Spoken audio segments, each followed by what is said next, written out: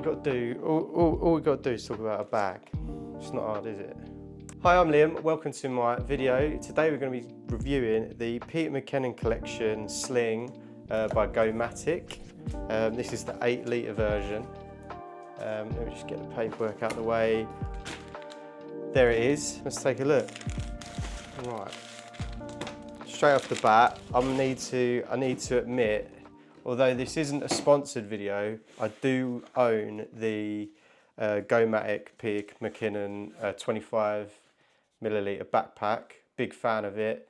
I can already tell I'm going to like this just because the material, that was one of my favourite things about the 25 litre backpack, is this higher quality material. It's not, I suppose it is waterproof. It's definitely kept my stuff dry in a downpour.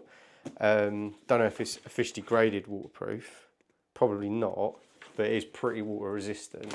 It's also very nice. The zips, if they're the same, which I think they are, very good zips. I know that they're not going to cause any bother if they're the same on the 25 milliliter backpack.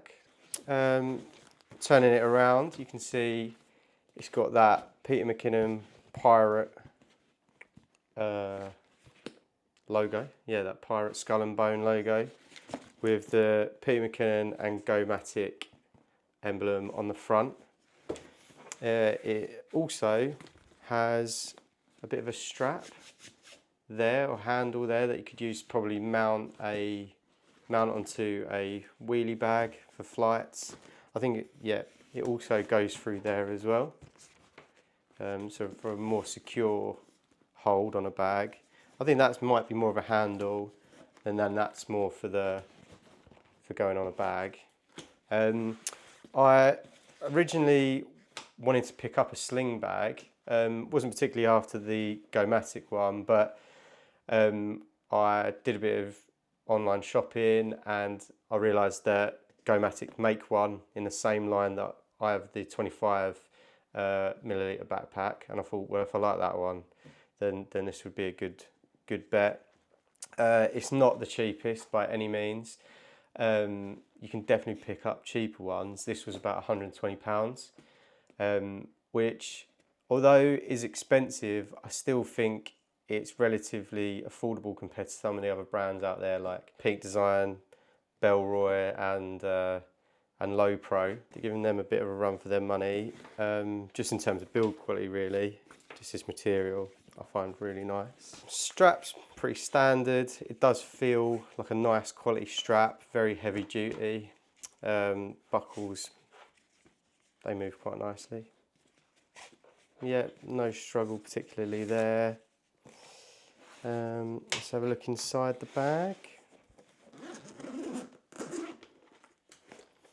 Like I said, this is the 8-litre version, so you could probably fit up to a body and a couple of small lenses in here, as well as batteries, cards, etc. I'll show you a better look in a minute. Yeah, it's got a nice way to open, I think, if you're bringing that round to peer in and get some stuff out. That's going to work nicely. What I did like the look of is that it has like a quick shutting mechanism. So if you're, just wanting to get in there quickly, but you didn't want to zip and unzip, there's like an elastic band that you can just place over this hook that temporarily closes the bag. So yeah, like you say, you're taking a few snaps, but you just want to quickly cover it because you want to get it back in the bag soon. And that is quite handy. I didn't see any other bags with that kind of mechanism. I'd probably, do get 2 dividers in here. 2 dividers for the main compartment. I'd probably take one out because I'd probably have room for a body and a long lens. For example, I know this isn't a long lens, but it's the only one I had to hand. This is A7Siii with a, what's on there? It's a 28 to 70, so that can go in there nicely. And what else have we got? So it's just this little nifty 50 here. So if you go on a nice little street photography day out, that fits in there really well. There's also room for card holders, some batteries, probably fit 2 batteries in there. What else can we get in there? ND filter or any filter if you wanted to use it. Put them in there. Let's see, will we get a cleaner in there, a little blower in there? Maybe, that might be a bit much, but it does, actually that will go in there. It also, I've just noticed there's something in this pocket. There's an extra strap which you can use to go across the other side of your chest if you were going on a big hike and you wanted more of a secure hold. Then that's a great option. That's a great touch, to be fair, because I do find I'm not a big fan of shoulder bags and like messenger bags, just because I like the weight to be distributed. But I understand in this form factor, I want to be able to swing it round and take quick pictures and get access to it quickly. But yeah, so as you said, there's quite a fair bit in there. So yeah, we've got a body, 2 lenses, filter, some batteries. You can fit cards in there, and a lens cleaner, and that all fits well in there. Who's this bag for? This bag, I would use this not in a professional setting. This would be my day out bag if I was going to the beach or something, or into the city to do some photography with some friends. Then all I'd want is this. I'd just carry a body, couple of lenses, maybe some filters, spare batteries, keys, wallet, phone, and it's just a nice size, because especially on hot days in the summer when I'm sure we've all been there, where you're going around with a hot sweaty camera bag on your back. Obviously you'd struggle to fit. I mean, you might get a small tablet in here, maybe like an iPad mini or something.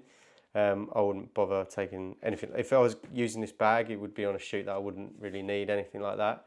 Like I said, this is just a day out bag, really, not what I would take on a professional shoot. However, the reason I was in the market for one of these is because I recently shot an event